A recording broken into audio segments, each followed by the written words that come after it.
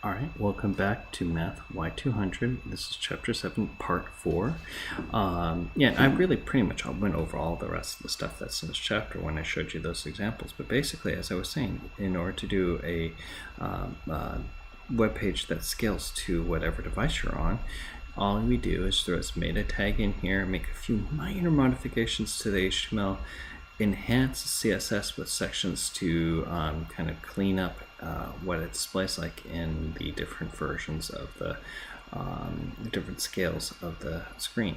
Now keep in mind that as I was saying earlier, that you have the desktop version, you have the tablet version, and the narrower mobile version, and these are the mobile version is an extension of the tablet, which is an extension of the desktop. So anything you specify in the desktop, unless it gets explicitly overwritten, it still applies to the tablet and the mobile devices, and so on and so on. Okay, so it's an inheriting, cascading type of effect. This is again how we do it. We have this you could use the link tag, but it's kind of weird. It's just easier to do it with the way we did it in the chapter, with this media at only and all blah blah blah blah.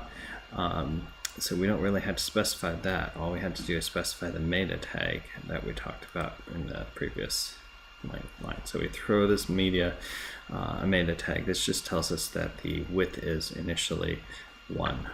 Okay, that's the scale.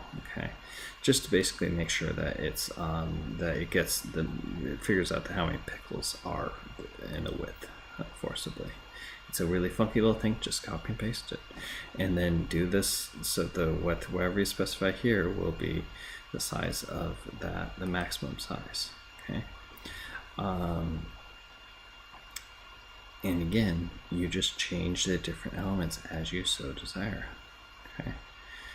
So in this case, I might have changed the image to, from 100% to something else to no image, and that's just display : none. So this is where that display element or display CSS element comes into play. That's really cool. Try and test it as many different ways as you can. If you hit in Chrome, if you hit F12, you bring up a little emulator. You can bring up an emulator for different devices. There's also different emulators out there. Also, just try it as many times as you can on different devices, actually, because emulators are not the same. F12 is a pretty cool thing in Chrome to do that. But try it on every single screen size you can. Okay, on every single screen that you can.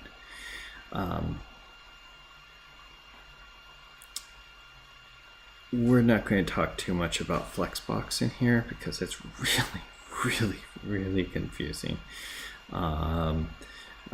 It's not really important, but basically allows you to and again, the reason why I don't really particularly like talking about it is because it's not entirely standardized, but it allows you to have containers that are kind of movable and overriding. You can do this with floating, more or less. So I really just kind of mention it just because it's there. Some people use it occasionally, but they really try and avoid it.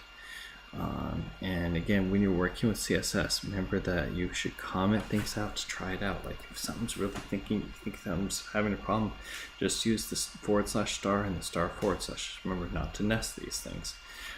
Don't have a comment within a comment. They'll, your last half of the second comment, last half of the main comment will get uncomment, will not be a comment anymore. Use the validators if you want, but frankly it's sometimes just better just to tweak and play with it. And that is that for this chapter. Alright, we'll see you in Chapter 8. Chapter 8, we're going to be talking about tables, which will be really fast and really easy and really cool. Actually, it's one of my favorite chapters. And then Chapter 9, I believe, is forms, which will be fun. Alright, see you then.